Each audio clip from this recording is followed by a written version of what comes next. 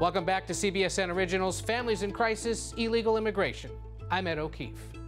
2018 saw a spike in the number of apprehensions of family members at the border. That's according to a new report by the Pew Research Center. The report says there were nearly 467,000 apprehensions at the border in 2018, the most since 2012. I discussed the impact this has on Border Patrol agents with Salvador Zamora, a Division Chief for U.S. Border Patrol. Salvador, thank you for joining us. We appreciate this. Thank you for having me, Ed. And we should clarify also, he is, of course, a career law enforcement official, has nothing to do with the politics of border security, but with the implementation and the enforcement of it as it's dictated by folks here in Washington. So at this point, on a regular basis, do you have an estimate of the number of attempted border crossings per day or per week? And do you break that down perhaps by different regions of the 2,000-mile border, or do you guys sort of have a sense of that every day, X number of people are crossing no matter where? Right. So starting out in a macro sense, the U.S. Border Patrol protects and safeguards the ports in between the ports of entry. That is a total of 6,000 miles, 4,000 with Canada, 2,000 with the United States, and another 2,000 in the Florida Peninsula and Puerto Rico. Again, the U.S. Border Patrol patrols in between the ports of entry. And just last year, for example, the U.S. Border Patrol made about 400,000 apprehensions. That averages to about 1,100 per day. Of those 1,100 per day, there are, again, individuals from all over the country, from Afghanistan to Zimbabwe. We encounter criminal aliens with domestic dispute violence type of crimes, to narcotics violators, to crimes, serious crimes, to include the various gangs that we're hearing in the news, whether it be Mara Salvatrucha or others that we encounter every day. The Border Patrol has seen a tremendous increase from last year. We have seen a 30% increase of apprehensions fiscal year 18 to fiscal year 17. What we've seen since the beginning of fiscal year 19, that's October, November, December, that is 160,000 apprehensions. We are on pace to break last year's record of, last year's statistics of 400,000. And the concern is that we're gradually increasing to our record lows.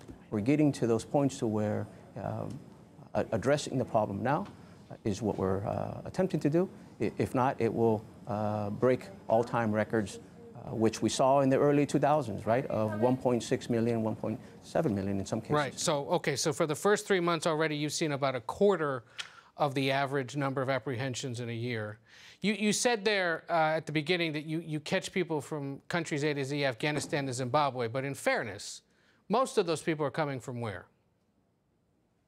Most of the individuals that we arrest are from Central and South America. Right. You are correct. Okay. Our other than Mexican population is from El Salvador, Guatemala, Honduras. Guatemala leads the country, then Honduras and El Salvador in that order. And the change in dynamics that we're encountering right now is the family units. We've all heard of the family units or the unaccompanied children, right? Again, just to give you a statistic to put things into perspective. In 2012, at the height of this demographic, the apprehension of this demographic, we arrested 11,000 family units in 2012. In 2018, we arrested over 107,000 family units. And remind us what a family unit is. That is a mom or dad with a child in custody. Right. That demographic is through the roof. The other demographic that really concerns us is the unaccompanied children. In 2012, it hit its peak at 24,000, and just last year, we surpassed 50,000. So these two groups, for the first time ever in the history of the United States Border Patrol, has surpassed the single adult male or female that we were apprehending in the early 2000s.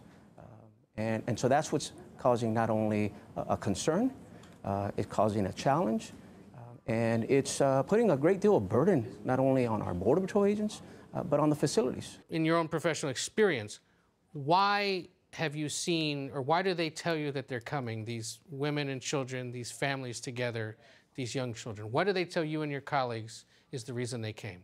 There are several reasons they give. For the most part, it is economic. Second to that, it is the crime in the areas that they live. Many apprehensions that we make, to put that in perspective, is that these family units are fleeing poverty, fleeing crime. And many are asking for asylum, but not all of them.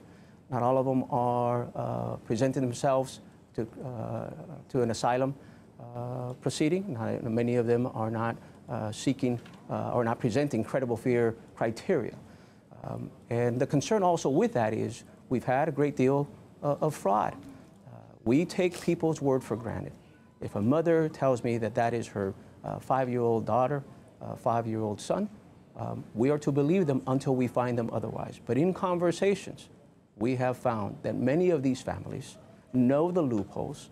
They've been educated, they've been guided, they've been instructed, they've been coached to say, cross the border illegally with a child, and you will be let go. You will have a free pass into the United States. So that is the vulnerability, the threat in the mix, if you will.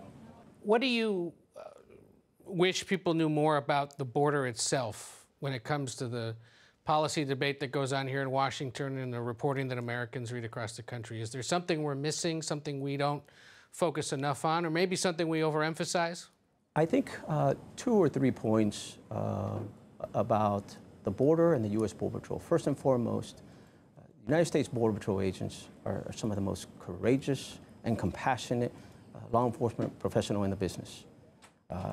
We don't come out and tell our story many times because we're busy doing what the country has asked us to do, is to safeguard the borders, protect America. So that gets lost in the many narratives of this illegal immigration, border security conversation. 2, I'd like to highlight the fact that with this, we call it chaos, distraction, volume of illegal immigration, it puts a great deal of strain on not only a Border Patrol agent from a personal and professional standpoint, but the facilities, the processes.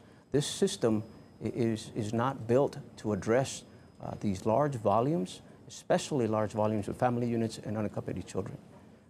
Let's remember that we were primarily arresting adult males and females in the early 2000s. So our facilities support that. And lastly, there is, without a doubt, a positive impact that border barriers, border wall, border infrastructure provides a great deal of, when you combine it with personnel, when you combine it with technology and border barriers, they do curb, positively impact the border environment.